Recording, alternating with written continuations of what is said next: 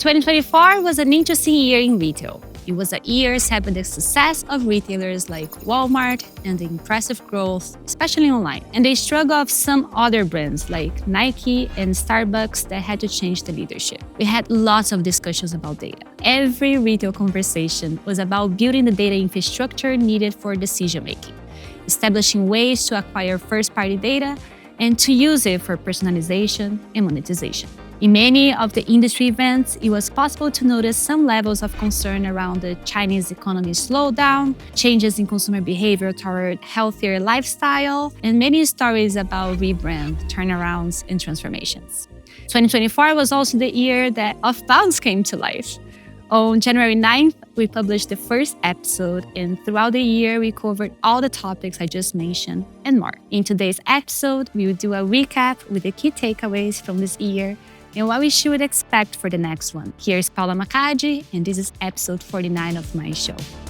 Welcome to Off-Bounds. Imagine a commerce podcast where you can hear about strategies and leaderships from all over the world, directly from the executives that are shaping the retail industry. That was the idea behind my pitch to investors when creating Off-Bounds. The goal was to have a channel where different global perspectives could be showcased and discussed. And it worked. In our first year, we had guests from all 6 continents and 17 different countries. In total, they were 56.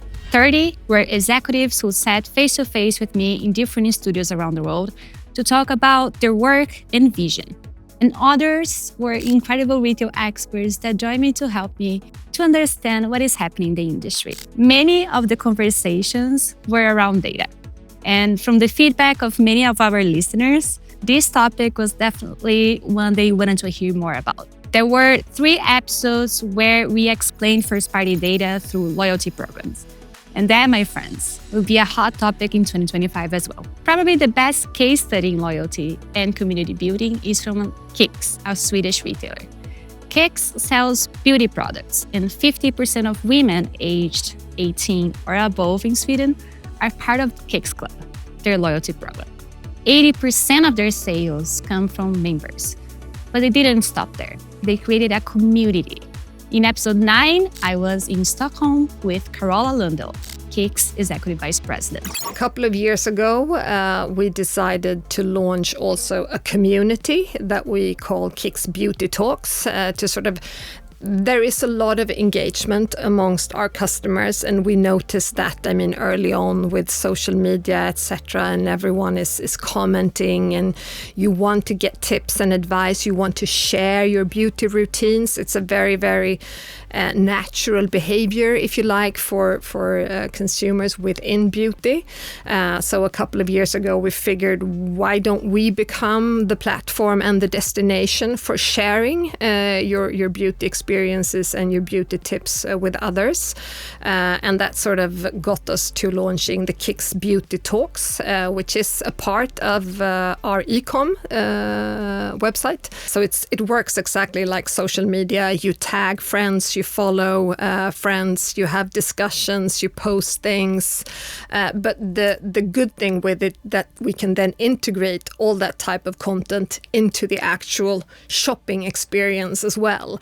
So we will have the members within the community setting up beauty routines. But if you're just an ordinary Kicks customers, you come into the product page, you see a product, and it's part of beauty routines within the community. You can actually access that within the shopping experience, and that's the entire objective, to sort of merge the shopping experience with the community experience, like the content and the product together. Exactly.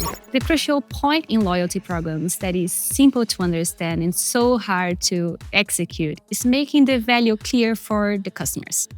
Another episode where we explored the topic with a very interesting strategy was with the Australian group Wesfarmers.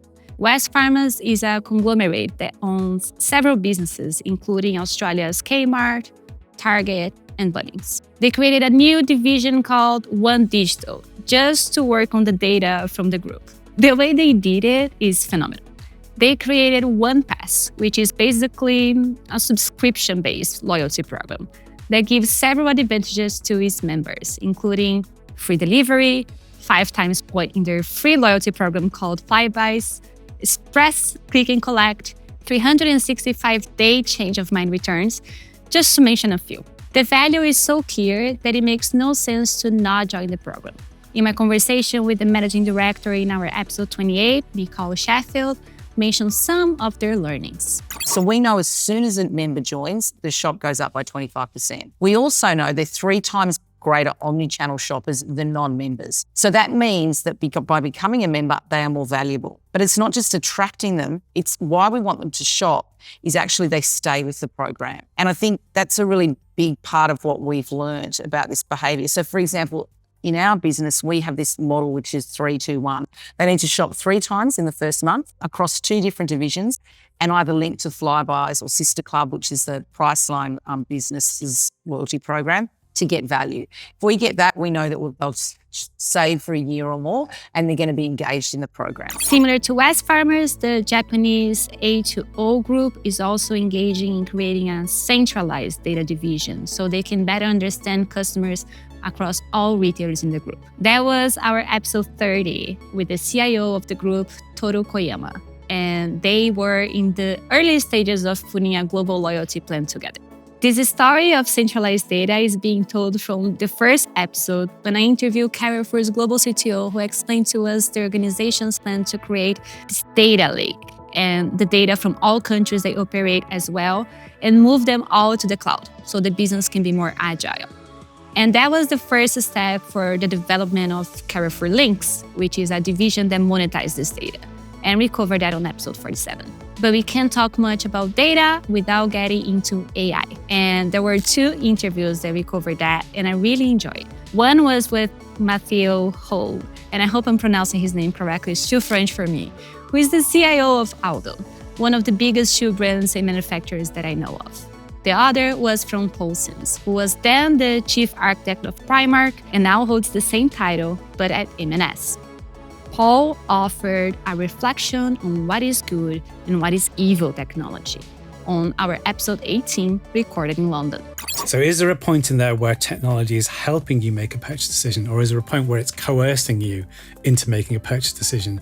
And where's that line between the two of them? And when it comes to AI and being able to understand more about customer behavior and customer transactions, it becomes even more important. And I have this firm view that there's 2 things. One is we should always be data informed rather than data driven. The data has to be interpreted.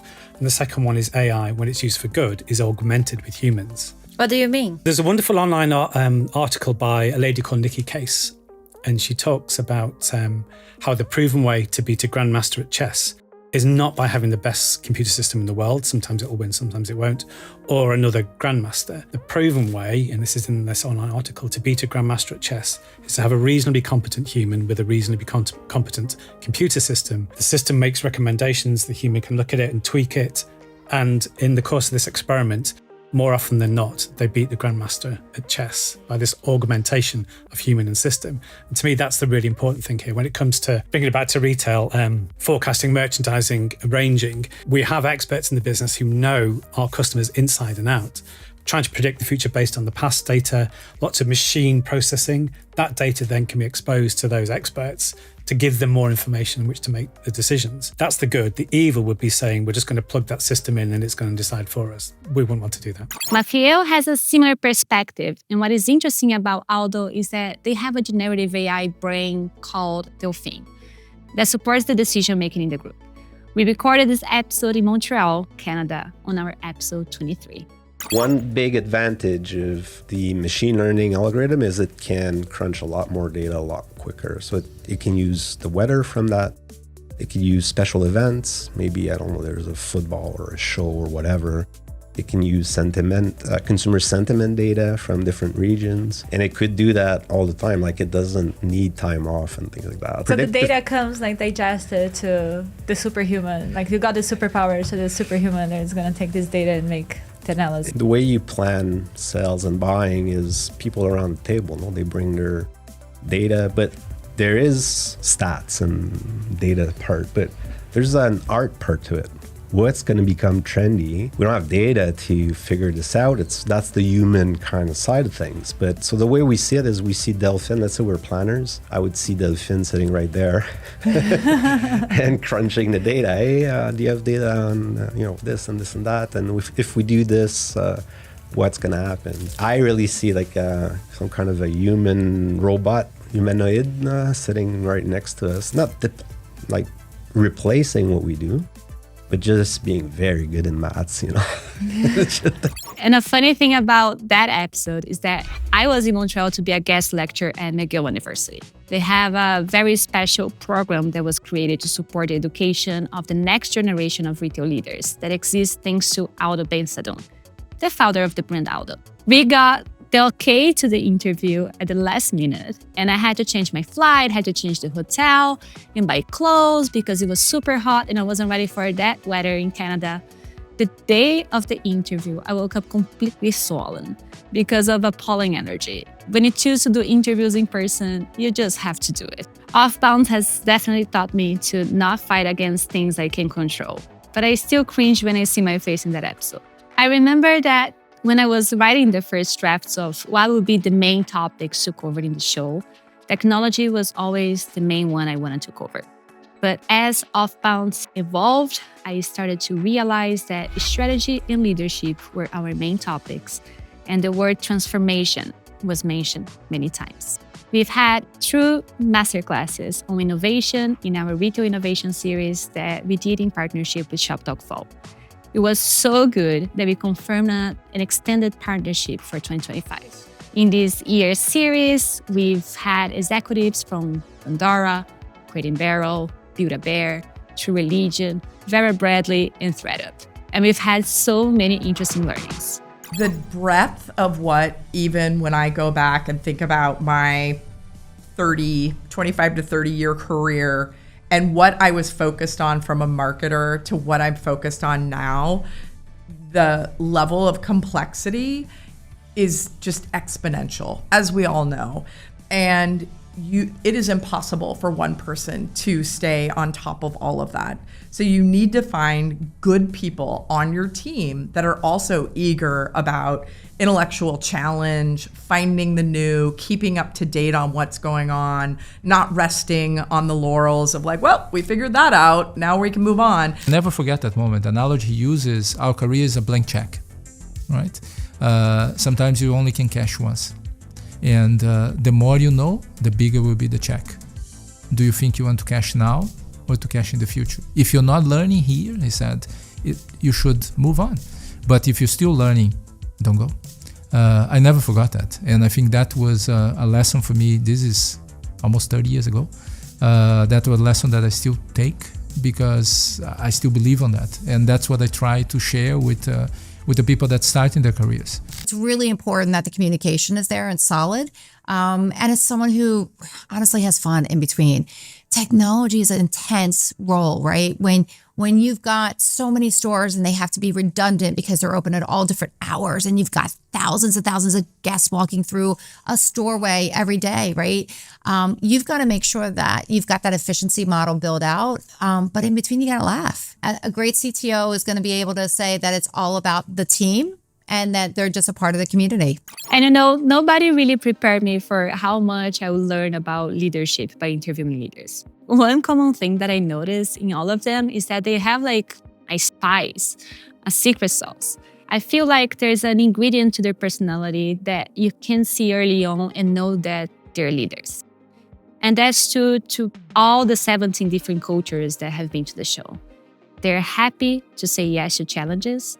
They aren't afraid of working hard to make things happen. It's clear to me that they have a purpose. They know their impact. I think that particularly the CTOs, CDOs, and CIOs, the tech guys that came to Off-Bounds this year, they all share the same characteristics. They were technical and they understood business. And of course, this is obvious, but it's not enough. They all had charisma. They were salespeople who constantly have to sell projects internally. I also asked leaders what they're looking for when hiring for their team, and the majority of the answers gave us two words: curiosity and diversity. According to commerce leaders themselves, curiosity is one of the main qualities an individual can have when working in commerce. And as diversity, it comes down to have different perspectives in problem solving, like Simon Clark's CIO, said on our episode 43. I've learned more diversity in the team. Actually, it really helps. How do we get that diversity, that difference of thinking as well? It gives people a different perspective. I'm neurodiverse, I'm dyslexic, so I don't write a lot, I talk a lot, but it's about bringing those different elements together. And then people have different perspectives, and you don't come up with necessarily the same answer, you come up with different answers, which is how you solve problems. Interviewing commerce leaders is great, and I have to say that I do love my job. But Off-Bounds has also other types of episodes, like Off-Bounds Trends, when I invite some experts to join me to talk about what is happening in the industry, and Off-Bounds Markets, where we discuss what is happening in different markets. On Trends, we discussed Apple Vision Pro, e-commerce, premiumization, the boom of running, how sports influence work as we were inspired by the Olympics, and what will happen with Starbucks under its new CEO, Brian Niccol. In our markets episodes, we cover APAC, Brazil, and 3 episodes about China, where I visited for the first time in 2024. The first year of Off-Bounds was a memorable journey that was far from being easy. We shot to the stars and worked hard to bring something unique, different from anything our industry has seen before. We pushed so many boundaries to offer to commerce leaders a channel where every week we bring a different perspective. We've reached almost 1 million views, and I'm very proud of all the hard work involved in making it happen. Even though we are a very small team, each of our episodes is touched by around 12 people, from the communications teams to sound engineers, studios, and all the production. Leah Cabrini deserves a special thank you here, as she does a magnificent job wearing all hats that we need to publish a new episode every week. And nothing would be possible without all the sponsors who worked with us this year. So to VTEX, AWS, Yoda, Mindcurve, VML, Newstore, NeedApp, and OneStock, a big thank you. Next week, we will replay one of our audience's favorite episodes, an interview about innovation, customer experience, and storytelling, and how that adds value to a brand and its products. Next Tuesday, you'll hear from Thiago Quaresma, the Managing Director of Grupo O Valor do Tempo, that reads Group The Value of Time. Here's Paula Macaggi, and this is the end of our first season of my show. Welcome to Off-Bounds.